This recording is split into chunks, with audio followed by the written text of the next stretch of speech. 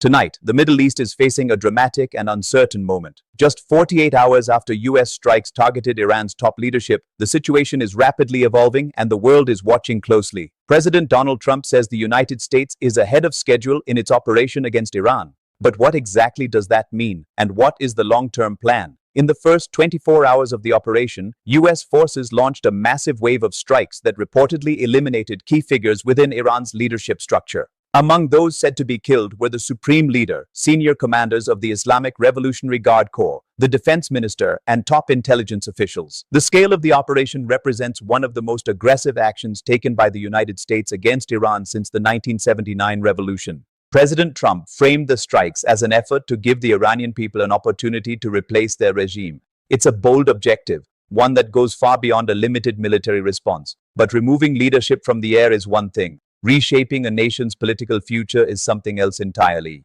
Despite the loss of senior figures, Iran remains a country of nearly 80 to 90 million people with a large and capable military.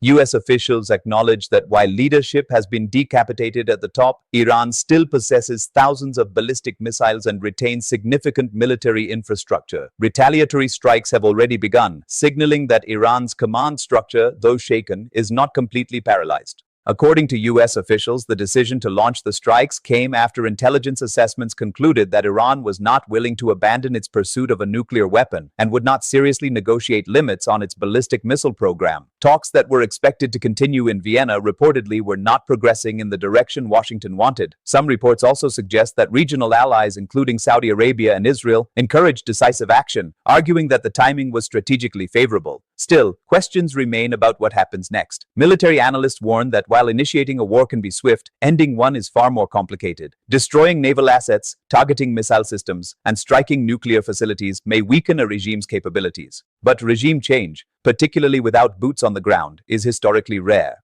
If the stated goal is to support the Iranian people in seeking a different political path, that would require sustained backing, diplomatic, economic, and potentially covert, far beyond airstrikes alone. At this point, there has been no detailed public roadmap outlining how that transition would unfold. Another pressing question is who, if anyone, President Trump would negotiate with now.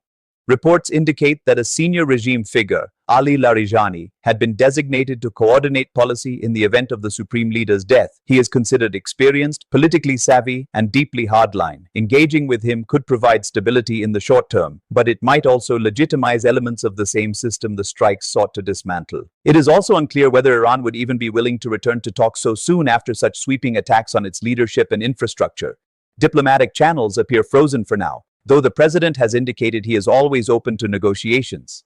Defense experts caution against what some call early overconfidence. Initial military success does not guarantee strategic victory. History shows that the most difficult phase of any conflict is not the opening strike, but the political and security vacuum that can follow.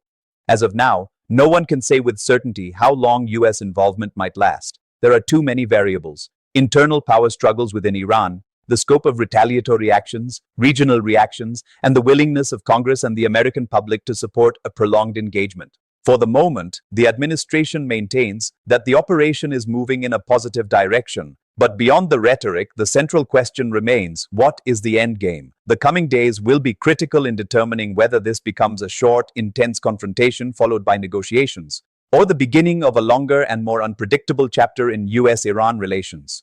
We will continue to monitor developments as they unfold. Stay with us for continuing coverage.